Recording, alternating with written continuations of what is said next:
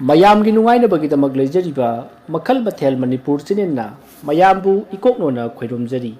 ꯉꯁꯤꯁꯨ ꯃꯌꯥꯝꯒꯤ ꯅꯨꯡꯉꯥꯏꯅꯕꯒꯤꯗꯃꯛ ꯃꯃꯥꯡꯗ ꯇꯥꯍꯟꯖꯈꯤꯕ ꯃꯅꯤꯄꯨꯔꯤ ꯍꯣꯔꯔ ꯁ꯭ꯇꯣꯔꯤ ꯃꯥꯏꯃꯨꯕꯤ ꯍꯥꯏꯔꯤꯕ ꯋꯥꯔꯤ ꯑꯗꯨꯒꯤ ꯇꯔꯨꯛꯁꯨꯕ ꯇꯥꯡꯀꯛ ꯃꯌꯥꯝꯗ ꯈꯨꯗꯣꯜ ꯇꯝꯖꯔꯤ ꯃꯃꯥꯡꯒꯤ ꯇꯥꯡꯀꯛꯇ ꯃꯌꯥꯝꯅ ꯇꯥꯕꯤꯈ꯭ꯔꯦ ꯈꯣꯏꯅꯤꯡꯅ ꯑꯃꯥꯏꯕ ꯇꯝꯒꯗꯧꯔꯤꯕ ꯑꯃꯥꯏꯕ ꯆꯥꯎꯕꯒꯤ ꯃꯔꯝꯗ ꯃꯥꯒꯤ ꯃꯃꯥꯟꯅꯕ ꯖꯤꯇꯦꯟꯗ ꯍꯪꯈꯤꯕ ꯑꯃꯗꯤ ꯖꯤꯇꯦꯟꯅ ꯋꯥꯔꯤ ꯂꯤꯔꯛꯈꯤꯕ ꯑꯗꯨꯒꯤ ꯃꯇꯨꯡ ꯆꯥꯎꯕꯅ ꯃꯃꯥ ꯃꯄꯥ ꯀꯥꯏꯅꯔꯕ ꯃꯇꯨꯡ ꯃꯥꯏꯕ ꯇꯝꯈꯤꯕꯒꯤ ꯃꯇꯥꯡ ꯑꯗꯨ ꯃꯌꯥꯝꯅ ꯇꯥꯕꯤꯈ꯭ꯔꯦ ꯃꯁꯤꯒꯤ ꯃꯈꯥ ꯇꯥꯊꯔꯛꯄ ꯁꯔꯨꯛꯇꯨ ꯃꯌꯥꯝ ꯄꯨꯟꯅ ꯇꯥꯃꯤꯟꯅꯔꯁꯤ ꯃꯁꯤꯗꯒꯤ ꯆꯍꯤ ꯈꯔꯒꯤ ꯃꯇꯨꯡꯅꯤ ꯆꯥꯎꯕꯗꯣ ꯍꯧꯖꯤꯛꯇꯤ ꯃꯄꯨꯡ ꯐꯥꯅ ꯃꯍꯩ ꯍꯩꯔꯦ ꯅꯨꯃꯤꯠꯇꯨ ꯊꯥꯁꯤ ꯅꯨꯃꯤꯠ ꯑꯃꯒꯤ ꯑꯍꯤꯡ ꯅꯣꯡꯌꯥꯏꯗꯅꯤ ꯃꯤ ꯇꯥꯟꯅꯗꯕ ꯂꯝꯍꯥꯡ ꯑꯃꯗ ꯃꯈꯨꯠꯇ ꯌꯣꯄꯥꯛ ꯄꯥꯏꯗꯨꯅ ꯂꯥꯛꯂꯒ ꯃꯐꯝ ꯈꯔꯗ ꯇꯧꯈꯥꯏꯔꯝꯃꯤ खर तौरबगी तुंगदा लेपलगा कोयत जेटलगा लैमाइदा खोंग्राई चंदुना फमथरमी अदुगा मख्वांगदा सेलिबा ख्वांगचेत अदो लौथोकलमी येपलंबा थांग सोरी अदुसु लौथोकतुना थमली मागी ख्वांगचेत अदुना खुदक अदुदा लाइदी अमा सारी मसिदगी महागना सारीबा लाइदी अदुदा अंगकपा फंगलबा कल्लबा लाइरोन अमा सोलमी महागना तौरिबादो खामनबगीदमक अफब फतब लाई पुनमक सुना महाकी मना तमना लक्नरमी असुमना लयामन लाकपा असिदा नोंथक अदुसु मवोंग अमा चारक्त्रै लेचिल नोंफाई थांगदना खाकपा लावब तौरमी अंगकपा फंगना नोंग ममित फाक्तुना मफम खरदगी बर्ज तारमी नुसित अदुसु अरोइबिदा कन्ना सिटली नोंग ममित फालकपदा अमुक अमुक अंगकपा फंगना ngalakpa aduda चावबा महाकी अकोइबदा फमलिबा नयामसिंग अदो मयेक सेंगना उरी चावबा करिसु तौसादना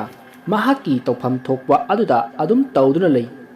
लयामसिंग अदुना महाना सोलिबा लाइरोन अदो लेमनबा फना कन्ना हाइबा अदो तारमदी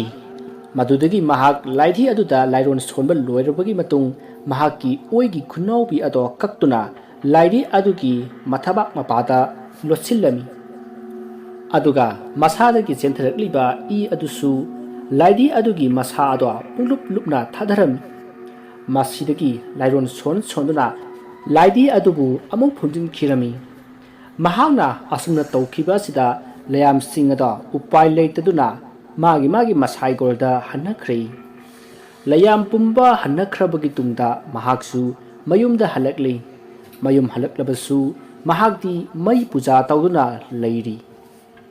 मदुगी मतुंग महागना नोंग nganjringada मखोइगी खुनबु कोलिबा लाइगे लाइबुंगदा अथौबा थांग अमा पारदुना लक्लमी मफम अदुदा नेहाक लैरबगे तुंगदा लाइबुंग ममांग अदुदा हौदोंग अमा चटपा उरमी हौदोंग अदुबु फजना मपा चुमना तमलगा महागना पारकलिबा थांग अदो लंखी चावबुना लंखिबा थांग अदुना हौदोंग अदुगी मयांग लेंदा पादुना हौदोंग अदो यामना कन्ना अमुक्तंग खोंदमलगा हौदोंग अदो लैमांग अदुमक्तदा थवाई थारी मतमदु नोंगालमदाइगी अमम अंगान सिनरकपा मतमनी चावबना हौदोंग अदुगी मनाकदा संगसिंदुना मचिंदा लाइरोन सोन सोंदुना थांग अदो सटलगा थांग अदुदा पगलकपा ई अदुसु मरैना लेक्थोई अदुगा असुमना हाइरई ngasiदगी मफम मसिदा लैरिबा नंग अइगी इखा पोलबनी हौदोंग नते ngasi अइगी खुत्ता माइथीरिबसे लाइना हांगी मदु खंगना चटकदबनी असुमना हाइरगा हौदोंग अदुगी मकोक अदो कक्थली मरदगी सिंथरपा ई सिंग अदो महागना थकली महागना असुमना तौबा असिदा लाइबुंग अदुदा लैरिबा ईश्वर अदो कप्पगी मखोल तारकली मफम अदो कप्पगी मखोल अदुना पुंगनिन निलमी असुमना महागना नुति निमित खुदिंगी उमंग लाइसिंगी लाइसंगदा चतुना अहानब उबा थवाई पानबा जीव अमा हातुना ई थकलबगी मतुंग जीव अदुगी मको अदो कक्तुना पोरई कारिगुंबता ताइबंग मी ओइना थिंगरबसु अदुमक मी अदुगी मको अदो कक्तुना पोरई असुमना तौबा से पुंगलोई लोरदुना महागना पोरकलिबा मकोक सिंग अदुना इकोई कोइसिंदुना महागना मदुगी मयाइदा लैदुना मसादा मफी अमता थोंगदना मीगी मकोकी सरु अमता ई हापतुना मदुबु थकलगा अंगौबा अमगुम जगोई सारमी महागना असुमने हेक तौबा हौरबदी layamsing aduna magi yumgi akoibada hikna tengthana oina kappagi khonjalna magi hinkol ado numidang athengbada kappagi khonjalna pungnin nilli asumna pungnin ninkhai kappagi khonjal aduna lekai sin thungna taram akiba phangna kappagi khonjalna khul lekai adugi mi amata tumna himnaba jaramdi nongmagi numitni khul adugi mi sing aduna khangba ngamlaktabadagi siraga si sanglaga sanga haiduna araibi thongna pumba khomjinduna chawbagi mayum tamna thomjinnarakli mayam aduna marang lakpa aduda chawba mapalda thoi maduda magi mayum tamna thomjinlakliba miyamado tuminna lei mayam adugi luchingba miyai challaba nupa amana ingna sikna haidi ibungo chawba nahak yamna anga weri nangna tawriba thabak adu phatti thadu lai sanaba haibase afaba nati ngallingai asida thadok haunaba taw ahal adugi wadu tabada sabana aina lai sanaraga kari kairgi mayamda kari kairgi atamnana awaba pikrabo lai punamak aigi makhada thamduna lai singbu laknagani ahing khuding masada chaina piduna otkani hai ibungo nahak icha gumbani madu afaba wakhal nati ahing khuding nahaki hingkolda kappa launabagi makol asina khullikai sinba thungle makol aduna ne kanamatna tumnaba yanadrabani masida chawbuna yamna usit thawodana karimnaduna khumlei hai ahal hayapa sadana ne swada zabeng yaw nga ko tainde nokoi pumbagi na thwai lobo ngami haibasi kawtubu fai magi wahai tabada khara phimba naha khara chensillaktuna mabu putharami adubu ma karisu hairamdi tawriba thawong aduda ahal kharna khamjilli masidagi ahal amana amuk hairi ibungo ai khoina ne ningthina haiba sida yadrabadi ne nahaki apambadu mi tadaba mafam amada oina tawruro naning tamna ko khullasidagi di thaloktuna chakhro asumna wa khara haramlaga mayamado maga onsinnaba tukachaduna tumina hanakri sawasu hoi mai karisu haidana tuminna lehawi mayamado satkhrbagi tungda sawbuna phatba wakhalama lakhi mangona nganglamba phuramba miyoi singado horen ahingda sor satuna hatlage haina khalami asumna sabjungna khallebagi tungda amuksu khanthari sumina makhoina haiba karisu landi aina lai sanaba sina maramu oiduna makoidi wana khanglaba jani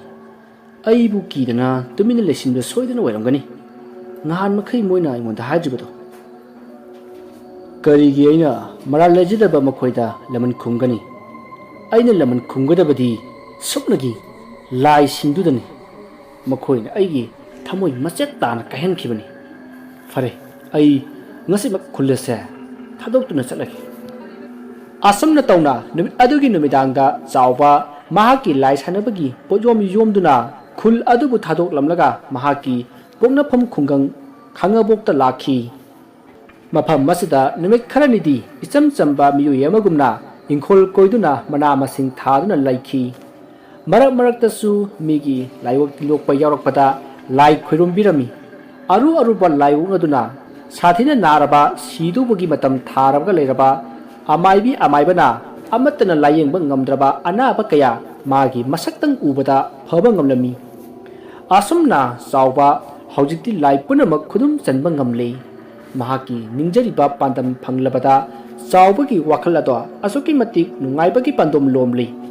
awatpa karisu leiti nungaina palari masidagi mahak phattaba saram chatpagi wakhal chilakli masak matau phajarabi laisabi kayabu ahing nongyaida magi lewa puthokduna tareng lebi tawduna magi manakta kauduna ahing khuding leminarami asumna toina torokpadagi nongmadi mahakpu mi kharana pharami numit adudagini mahakpu miyamna mayum makai sidoktuna yamna satina phuraga mayumdagi tanthokriba mayum sidokpada lai sanabagi angakpa phanglaba pot mayam amasu phangduna pot sing ado thugaiduna mai tharaga manghanki adubu magi laibak phabana mi maku ki saru ado ꯐꯪꯍꯧꯗꯕ ꯑꯗꯨꯅꯤ ꯑꯁꯨꯝꯅ ꯖꯤꯇꯦꯟꯅ ꯋꯥꯔꯤ ꯂꯤꯕ ꯂꯣꯏꯔꯛꯄꯗ ꯈꯣꯏꯅꯤꯡꯅ ꯃꯌꯥ ꯀꯥꯊꯣꯛꯂꯒ ꯃꯇꯤꯟ ꯇꯥꯕ ꯈꯪꯗꯕ ꯃꯈꯩ ꯂꯩꯔꯝꯕ ꯑꯗꯨꯗ ꯈꯣꯏꯅꯤꯡꯗ ꯖꯤꯇꯦꯟꯅ ꯃꯃꯥꯏꯗ ꯈꯨꯄꯥꯛꯅ ꯄꯥꯛ ꯄꯥꯛ ꯊꯥꯔꯒ ꯅꯣꯛꯂꯒ ꯍꯥꯏꯔꯛꯏ ꯌꯦꯡꯉꯨꯅꯦ ꯃꯁꯦ ꯋꯥꯔꯤꯗ ꯃꯇꯤꯟ ꯇꯥꯕꯒ ꯈꯪꯗ꯭ꯔꯦ ꯋꯥꯅꯤ ꯃꯗꯨꯗ ꯈꯣꯏꯅꯤꯡꯅ ꯍꯥ ꯑꯩꯕꯣ ꯑꯁꯤ ꯍꯥꯏꯗꯨꯅ ꯃꯇꯤꯟ ꯑꯗꯣ ꯐꯨꯔꯤꯠ ꯃꯆꯤ ꯑꯃꯗ ꯇꯩꯊꯣꯛꯏ ꯃꯗꯨꯗ ꯖꯤꯇꯦꯟꯅ ꯂꯥꯛꯑꯣꯁꯦ ꯅꯆꯤꯟ ꯅꯌꯥ ꯁꯦꯡꯗꯣꯛꯂꯨ ꯂꯥꯛꯑꯣ ꯋꯥꯔꯤꯗꯅꯦ ꯅꯨꯃꯤꯠ ꯌꯨꯡꯈ꯭ꯔꯦ ꯃꯗꯨꯗ ꯈꯣꯏꯅꯤꯡꯅ ꯉꯥꯏꯈꯣꯅꯦ ꯑꯗꯣ ꯅꯪꯕꯨ ꯑꯁꯨꯛ ꯀꯨꯞꯅ ꯋꯥꯔꯤ ꯑꯁꯤ ꯀꯃꯥꯏꯅ ꯈꯪꯂꯤꯕꯅꯣ ꯍꯣ ꯑꯩꯈꯣꯏ ꯕꯥꯖꯤꯅ ꯋꯥꯔꯤꯁꯦ ꯂꯤꯕꯤꯔꯝꯕꯅꯦ ꯑꯗꯣ ꯃꯥ ꯇꯥꯟꯊꯣꯛꯈꯤꯕꯗꯤ ꯆꯍꯤ 10 ꯉꯥꯏꯔꯤꯗ ꯑꯗꯨꯗꯤ ꯅꯪꯅ ꯀꯃꯥꯏꯅ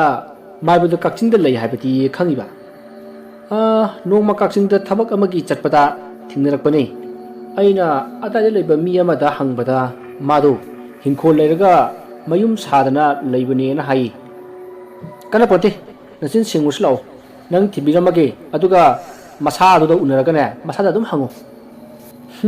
ꯋꯥꯔꯤꯒꯥꯗꯤ ꯅꯪꯁꯨ ꯌꯥꯏꯅꯦ ꯊꯨꯃꯨꯛ ꯁꯥꯗꯣꯏ ꯁꯔꯨꯛ ꯃꯍꯥꯚꯥꯔꯠ ꯂꯤꯕ ꯆꯠꯂꯣ ꯃꯁꯤꯗꯒꯤ ꯃꯨꯅꯤꯁꯤꯡꯒꯤ ꯃꯊꯛꯇ ꯍꯩꯊꯔꯛꯄ ꯚꯤꯝꯒꯤ ꯕꯁꯇꯨꯁꯤ ꯂꯥꯏ ꯈꯨꯗꯤꯡ ꯑꯃ ꯁ꯭ꯋꯥꯏ ꯄꯥꯕ ꯆꯥꯅꯤ ꯀꯥꯏꯅ ꯍꯥ ꯑꯦ ꯑꯗꯨꯅ ꯀꯔꯤ ꯃꯇꯥꯡꯅꯣ ꯍꯥꯏꯁꯦ ꯃꯍꯥꯚꯥꯔꯠꯇꯕꯨ ꯑꯗꯨ ꯌꯥꯎꯕ꯭ꯔꯣ ꯌꯥꯎꯔꯤꯗꯨꯗꯤ ꯚꯤꯝꯅ ꯀ꯭ꯂꯥꯁ ꯑꯣꯏꯔꯛꯄꯗ ꯃꯨꯅꯤꯁꯤꯡꯒꯤ ꯃꯊꯛꯇ ꯁꯤꯕꯤ ꯇꯧꯈꯤꯕꯗꯣ ꯑꯣ ꯑꯗꯨ ꯑꯣꯏꯔꯦ ꯅꯪ ꯁꯨꯕ ꯂꯥꯎꯁꯦ ꯅꯆꯤꯟ ꯅꯌꯥ ꯁꯦꯡꯉꯨ ꯂꯥꯎ ꯃꯁꯤꯗꯤ ꯑꯁꯨꯝꯅ ꯃꯆꯤꯟ ꯃꯌꯥ ꯁꯦꯡꯗꯣꯛꯅꯔꯕꯒꯤ ꯇꯨꯡꯗ ꯆꯥꯛ ꯊꯣꯡꯒꯠꯃꯤꯟꯅꯗꯨꯅ ꯆꯥꯕ ꯂꯣꯏꯔꯒ ꯖꯤꯇꯦꯟꯅ ꯈꯣꯏꯅꯤꯡꯕꯨ ꯀꯛꯆꯤꯡꯗ ꯑꯃꯥꯏꯕ ꯆꯥꯎꯕꯒꯤ ꯊꯣꯡꯒꯥꯜꯗ ꯊꯅꯝꯂꯒ ꯃꯍꯥꯛꯇꯤ ꯍꯟꯈ꯭ꯔꯦ ꯑꯃꯥꯏꯕ ꯆꯥꯎꯕꯒꯤ ꯃꯌꯨꯝꯗꯣ ꯌꯨꯝꯗꯣꯡꯄꯣꯛꯅꯤ ꯑꯔꯥꯞꯄꯗ ꯌꯨꯝ ꯈꯔ ꯇꯥꯕ ꯎꯏ ꯑꯗꯨꯒ ꯃꯥꯒꯤ ꯌꯨꯝꯒꯤ ꯑꯀꯣꯏꯕꯗꯗꯤ ꯌꯨꯝ ꯑꯃꯠꯇ ꯇꯥꯗꯦ ꯋꯥꯅ ꯀꯣꯟꯊꯣꯡꯗꯤ ꯄꯥꯜꯂꯤ ꯑꯗꯨꯕꯨ ꯍꯤꯡꯈꯣꯜ ꯑꯀꯣꯏꯕ ꯑꯗꯨꯗꯤ ꯀꯔꯤꯁꯨ ꯈꯥꯔꯝꯗꯦ ꯃꯁꯤ ꯎꯕꯗ ꯃꯃꯥꯡꯗ ꯃꯥꯏꯃꯨꯕꯤꯅ ꯍꯥꯏꯈꯤꯕ ꯂꯥꯏꯗꯤ ꯇꯥꯏꯕꯪ ꯃꯤꯒꯨꯝꯅ ꯊꯣꯡꯒꯥꯜꯗꯒꯤ ꯆꯪꯂꯛꯇꯦ ꯃꯅꯤꯜ ꯑꯣꯏꯅ ꯄꯥꯏꯔꯒ ꯂꯥꯛꯏ ꯍꯥꯏꯕꯗꯣ ꯅꯤꯡꯁꯤꯡꯂꯒ ꯑꯣ ꯆꯨꯝꯃꯤꯅꯦ ꯂꯥꯏ ꯃꯌꯥꯝ ꯑꯃ ꯂꯥꯛꯇꯣꯏꯅꯤꯅ ꯍꯤꯡꯈꯣꯜ ꯑꯁꯦ ꯀꯩꯝꯇ ꯈꯥꯗꯕ ꯑꯣꯏꯕꯖꯥꯠꯅꯤ ꯑꯗꯨꯒ ꯀꯣꯟꯊꯣꯡꯁꯤꯅ ꯀꯩꯒꯤ ꯑꯣꯏꯔꯖꯥꯠꯅꯣ ꯑꯁꯨꯝꯅ ꯍꯦꯛ ꯍꯥꯏꯕ ꯂꯣꯏꯕꯒ ꯇꯨꯡꯗꯒꯤ ꯂꯨꯝ ꯂꯨꯝ ꯂꯥꯎꯕ ꯈꯣꯟꯖꯦꯜ ꯑꯃꯅ ꯀꯔꯤ ꯍꯥꯏꯕ ꯏꯕꯨꯡꯉꯣ ꯋꯥꯍꯩ ꯑꯁꯤ ꯇꯥꯕꯗ ꯃꯁꯥ ꯑꯗꯣ ꯏꯊꯛ ꯊꯛꯀꯠꯅ ꯏꯄꯥ ꯄꯥꯈꯠꯅ ꯇꯨꯡꯗ ꯑꯣꯟꯊꯣꯔꯛꯏ ꯃꯗꯨꯗ ꯃꯁꯥ ꯅꯥꯟꯕ ꯅꯨꯄꯥ ꯑꯃ ꯂꯦꯞꯇꯨꯅ ꯂꯩꯔꯝꯃꯤ ꯅꯨꯄꯥ ꯑꯗꯨ ꯎꯕꯗ ꯈꯣꯏꯅꯤꯡꯅ ꯑꯃꯥꯏꯕꯗꯨ ꯁꯣꯏꯗꯅ ꯑꯣꯏꯔꯝꯂꯒꯅꯤ ꯈꯟꯗꯨꯅ ꯑꯣꯖꯥ ꯃꯥꯏꯕ ꯍꯥꯏꯗꯨꯅ ꯃꯈꯣꯡ ꯁꯣꯛꯅ ꯈꯣꯏꯔꯝꯃꯤ ꯅꯨꯄꯥ ꯑꯗꯨꯅ ꯌꯥꯔꯦꯗ ꯍꯥꯏꯗꯨꯅ ꯍꯧꯒꯠꯂꯤ ꯑꯗꯨꯒ ꯀꯔꯤ ꯌꯦꯡꯒꯦ ꯍꯥꯏꯕꯅꯣ ꯏꯕꯨꯡꯉꯣ ꯅꯪꯕꯨ ꯑꯩꯒꯤꯗ ꯂꯥꯛꯄꯗꯤ ꯀꯔꯤ ꯍꯥꯏꯅꯤꯡꯕ ꯅꯨꯄꯥ ꯑꯗꯨꯅ ꯍꯥꯏꯔꯤꯕ ꯋꯥ ꯑꯗꯣ ꯈꯨꯝꯗꯕꯤꯗ ꯅꯨꯄꯥ ꯑꯗꯨꯗ ꯃꯨꯟꯅ ꯌꯦꯡꯂꯤ ꯑꯗꯨꯒ ꯈꯣꯏꯅꯤꯡꯅ ꯈꯜꯂꯤ ꯑꯣꯟꯊꯣꯛꯅ ꯃꯥꯟꯈ꯭ꯔꯤꯗꯦꯗ ꯁꯤꯗꯤ ꯅꯍꯥ ꯑꯣꯏꯃꯟꯈ꯭ꯔꯦꯗ ꯃꯁꯤ ꯌꯥꯔꯣꯏꯗ ꯇꯁꯦꯡꯅ ꯑꯃꯥꯏꯕ ꯆꯥꯎꯕ ꯆꯍꯤꯗ ꯑꯍꯜ ꯑꯣꯏꯔꯕꯁꯨ ꯄꯥꯈꯪ ꯃꯆꯥ ꯑꯃꯒꯤ ꯁꯑꯣꯡ ꯁꯥꯗꯥꯗ ꯑꯗꯨꯃꯛ ꯂꯩ ꯑꯗꯨꯝꯅ ꯈꯣꯏꯅꯤꯡꯅ ꯇꯨꯃꯤꯟ ꯂꯩꯕ ꯑꯗꯨꯗ ꯑꯃꯥꯏꯕ ꯆꯥꯎꯕꯅ ꯍꯩꯃꯥ ꯀꯔꯤ ꯇꯧꯔꯒꯦ ꯑꯗꯨꯃꯛ ꯇꯨꯃꯤꯟꯅ ꯂꯦꯞꯇꯨꯅ ꯂꯩꯔꯤꯕ ꯑꯗꯨꯕꯨ ꯃꯁꯤꯗ ꯈꯣꯏꯅꯤꯡꯅ ꯑꯣꯖꯥ ꯑꯩ ꯑꯣꯖꯥꯕꯨ ꯊꯤꯖꯔꯛꯄ ꯌꯥꯝꯅ ꯀꯨꯏꯔꯕꯅꯤ ꯂꯥꯏ ꯁꯥꯟꯅꯕ ꯇꯝꯒꯦ ꯍꯥꯏꯗꯅ ꯈꯣꯏꯅꯤꯡꯒꯤ ꯋꯥꯗꯨ ꯇꯥꯕꯗ ꯑꯃꯥꯏꯕ ꯆꯥꯎꯕꯅ ꯌꯨꯝꯗ ꯆꯪꯂꯒ ꯅꯤꯡꯊꯤꯅ ꯋꯥꯔꯤ ꯁꯥꯔꯨꯔꯁꯤ ꯂꯥꯛꯑꯣ ꯑꯁꯨꯝꯅ ꯑꯃꯥꯏꯕ ꯆꯥꯎꯕꯅ ꯈꯣꯏꯅꯤꯡꯕꯨ ꯃꯥꯒꯤ ꯌꯨꯝ ꯇꯝꯅ ꯄꯨꯁꯤꯜꯂꯛꯏ ꯃꯥꯡꯒꯣꯜ ꯑꯗꯨꯗ ꯐꯛ ꯑꯃ ꯊꯥꯔꯛꯏ ꯃꯗꯨꯗ ꯑꯃꯥꯏꯕꯒ ꯃꯥꯒ ꯄꯨꯟꯅ ꯐꯝꯂꯤ ꯃꯗꯨꯗ ꯈꯣꯏꯅꯤꯡꯅ ꯍꯥꯏꯔꯛꯏ ꯑꯣꯖꯥ ꯑꯩꯕꯨ ꯂꯥꯏ ꯁꯥꯟꯅꯕ ꯑꯃꯨꯛꯀ ꯇꯝꯕꯤꯌꯨ ꯑꯣꯖꯥꯗꯧꯅ ꯂꯥꯏꯕꯨ ꯈꯨꯗꯝꯒꯤ ꯃꯇꯣꯟꯗ ꯎꯪꯕꯗꯣ ꯑꯗꯨ ꯇꯝꯕꯤꯗ꯭ꯔꯁꯨ ꯌꯥꯏ ꯃꯄꯨꯝꯃꯛ ꯅꯠꯇ꯭ꯔꯕꯁꯨ ꯃꯆꯦꯠ ꯑꯃꯇꯪ ꯑꯣꯏꯔꯕꯁꯨ ꯇꯥꯛꯄꯤꯌꯨ ꯈꯣꯏꯅꯤꯡꯒꯤ ꯋꯥꯍꯩ ꯑꯁꯤꯗ ꯑꯃꯥꯏꯕ ꯆꯥꯎꯕꯅ ꯅꯣꯛꯂꯒ ꯈꯨꯝꯂꯛꯏ ꯀꯩꯒꯤꯅꯣ ꯅꯪꯅ ꯂꯥꯏ ꯁꯥꯟꯅꯕ ꯄꯥꯝꯂꯤꯕꯗꯤ ꯉꯁꯤ ꯐꯥꯎꯕ ꯑꯩꯉꯣꯟꯗ ꯂꯥꯏ ꯁꯥꯟꯅꯕ ꯇꯥꯛꯄꯤꯌꯨ ꯍꯥꯏꯗꯅ ꯀꯅꯥꯃꯠꯇꯅ ꯍꯥꯏꯈꯤꯗ꯭ꯔꯤ ꯑꯣꯖꯥ ꯃꯔꯝ ꯂꯩꯌꯦ ꯃꯔꯝ ꯑꯗꯨꯗꯤ ꯑꯣꯖꯥꯅ ꯈꯪꯂꯔꯣꯏ ꯃꯔꯝ ꯂꯩ ꯍꯥꯏꯕ ꯐꯔꯦ ꯑꯗꯨꯗꯤ ꯍꯣꯔꯦꯟ ꯑꯍꯤꯡꯁꯤ ꯆꯥꯡꯌꯦꯡ ꯑꯃ ꯇꯧꯒꯦ ꯃꯗꯨ ꯂꯣꯏꯔꯒ ꯀꯣꯟꯅ ꯈꯟꯅꯔꯁꯤꯀꯣ ꯆꯥꯡꯌꯦꯡ ꯄꯜꯂꯛꯄ ꯑꯗꯨꯗ ꯈꯣꯏꯅꯤꯡꯗꯣ ꯃꯥꯏꯃꯨꯕꯤꯅ ꯃꯃꯥꯡꯗ ꯂꯥꯛꯅꯈꯤꯕ ꯑꯗꯣ ꯅꯤꯡꯁꯤꯡꯂꯒ ꯃꯁꯥ ꯑꯗꯣ ꯍꯨꯃꯥꯡ ꯀꯥꯡꯈꯠꯂꯛꯏ ꯏꯄꯥꯏ ꯍꯧꯔꯛꯈꯤ ꯑꯁꯨꯝꯅ ꯃꯇꯝꯗꯣ ꯍꯧꯈ꯭ꯔꯦ नुमिदांगी चाक चाब लोरगा खोइनिंग अमाइब सावबना सेंबिबा मागी तुम्फम अदुदा हिपथख्री कोक मोनगे हेक ताइनखिबगा अदुमक खांब यादा तुम्ख्री नोंगानबगी येन खुंगलपगी मखुल ताबदा नोंगाना तुमलंबा खोइनिंगदो मिकअप थोरकली युमगी साइजिनदगी फाउजिलकबा नुमितकी मंगालना इमुंग चरोकलमी मसदगी खोइनिंगदो नोंगाला माले हादुना हगलकलगा ममांग थोंगी पोनादो हेक छटपददी अंगकपा मसकनी मपाल अदुदी पुंगमम ममदुना लेरमली थांगतोके तरोंबा खोंथांगदो थांजिलमी अदुबु करोमदगिनो खंगदी महाकी थांजिनखिबा मखों अदुदा इंग इंग लाउरबा मखुट अमना ताप लाउना खंचिंग चिंखी खोइनिंग लेमाइदा खुजिन खोतुना मसा अदो नाथोकनबा कन्ना होनई ओजा माइबा अयु अमुक्ता कनबियो हाइना कन्ना कन्ना सु लाउरी महाक मसामकना फावबा उदबा सक्तम अदुना हिंखोल अदुगी अकोइबदा कोइचिंग चिंगी मरुदा खोइनिंग लाउजबा नतना उपाय लेरमती उसिन नाचिना याम वाना होनदुना सउद्रबा मखुट अदो कंथोकलमलगा नाथोकतुना चेलकली मखोंग अदो सेंगना सेंना चेलकपदा युम लोमददी चेंसिनदुना युमगी येना खारोमदा ओइना असम चेंसिन खिदुना मोंगसोंग ओइ करी ओइ लेरिबा मफम अरुदा चेंसिनखी महागना अदुमना चेंसिलकबा अरुददी मफम अरुदा हारदगी साथुपलगा लेरंबा फटखिद्रबा तिन्मु लाइमु अदुदी हराउबना मखे लांगबा हौरकले खोइनिंग उखोंग अमदा यामना वाना सोर थबेत होंदुना फमली तंजा अदुदा मागी मयांगलेंदा करीगुंबा अमना थिंगलई मरुदा महागना करीनो हाइना पारगी यिंगलुबा मतमददी मीगी सरु मकक अमा ओइरमली मरुदा महाग खंगनंग लंथोकलमलगा माइकै सलाई खंगतना अमुक चेनबा हौरई खरा चेलबगी तुंगदा करीगुंबा अमता थेंजिंदुना अमुक तुसलमी मरुदा महागना यिंगलुबा मतमददी इवांग वांगबा ममाई सिक नानबा ममित अमत पांदबा लाइमुदो ओइरमली मधु उबदा महाग लाउबा ngамदा अदुमा ज्ञान मांख्री खोइनिंगना ज्ञान लाकपदा अमाइबा सावबादो मनाक्ता लेरमी सावबरा खरा फरब्रो नंगबो खोइनिंग मागी हिफमदगी हौगत्तुना फम्मी चावबना मखा ताना हाइरई इबुंगो नंगबु लाइ सननिंगलिब्रो वहंग अदु ताबदा खोइनिंगना अदुदी हौजिक थोकिबा थौदोकसिंदु ओजा माइबना अइना ngasai nangonda sangyeng tawni haikibadro madunine nangonda ai lai sanabagi mahai takpiba ngamlaroi aduna hayeng ayuk anganbada nang hankroko khoiningdu amaibagi wahai targa yamma nungaitana thokiba pumbagi wari lirami adubu mahagna maimubigi mamingdi sumpan palamdi khoiningi wahai targa amaiba chawba do munna wakhal khanthari aduga tapna hairi फरे अदु ओरबदी मतौ करमना लाई ताइनगनी हाइबदु आई ताकबिरगे आसुपना अमाइब सावबना खोइनिंगबु लाई सानबा लाई लोसिनबगी अकुप मरोल ताकबिरमी नोमगी नुमिदांग अमनी खोइनिंग जेंगदुना अमाइब सावबना हाइरि हाय खोइनिंग ngasiदी आइगे लयाम सिंग असि चखा तंब नुमित ताइ अदुना नंग अमत थारुचो खोइनिंग वादु ताबदा मतिन कुट लाउना योसिलगा हाइरि ओजा अदुदी अइना इतोमतना फरक तारोजो कयम तरोजो लयामदुना अइ नमसिलगा मु हाट फिरोजो हाय कैसुम तरोइने थाद थारुजोने असि हारगा कबोक अफाबा पिक थन्ना हापलबा थुबोक अमा पुथोरई अदुगा कबोक अफाबगी मथक अदुदा अमाइबा चावबा अदो मखुबाक लेथतुना कबोक्सिंग अदुदा ई अदो खक्त्रिबा फावबा थादरमी ई अदो तुप तुप खरा तारमलगा खक्ख्री ई अदुगा कबोक अफाबा अदुगा लाइरोन सोन सोंदुना तोलगा खोइनिंगदा पिरई खोइनिंग तन्ना तन्ना थुमोक अदो पाइरगा ममांग थोंग अदो हांगदोक्तुना थोरई अदुगा जुरी मखादा मखोंग हेक थांगथबगा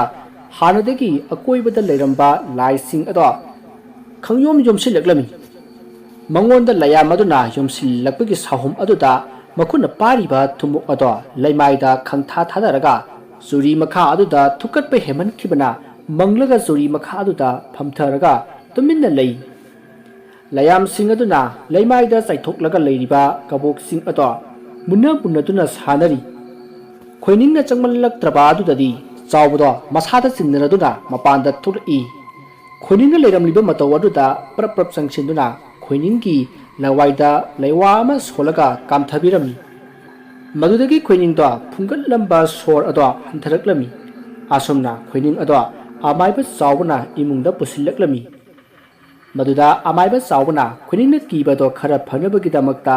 ꯇꯤꯟꯃꯨ ꯂꯥꯏꯃꯨ ꯀꯌꯥ ꯀꯧꯗꯨꯅ ꯍꯛꯊꯦꯡꯅꯅ ꯊꯦꯡꯅꯍꯜꯂꯝꯃꯤ ꯑꯗꯨꯕꯨ ꯈꯣꯏꯅꯤꯡꯗꯤ ꯍꯦꯟꯅ ꯗꯨꯝ ꯀꯤꯃꯟꯈꯤꯗꯨꯅ ꯀꯟꯅ ꯆꯦꯟꯈ꯭ꯔꯦ ꯃꯗꯨꯗ ꯑꯃꯥꯏꯕ ꯆꯥꯎꯕꯅ ꯇꯥꯟꯅꯗꯨꯅ ꯐꯥꯔꯒ ꯃꯥꯅ ꯀꯤꯔꯤꯕ ꯑꯗꯣ ꯀꯤꯗꯅꯕ ꯋꯥ ꯀꯌꯥ ꯍꯥꯏꯕꯤꯗꯨꯅ ꯊꯦꯝꯖꯤꯟꯈꯤ ꯃꯁꯤꯒꯤ ꯃꯇꯨꯡ ꯃꯇꯝ ꯈꯔ ꯍꯧꯈ꯭ꯔꯦ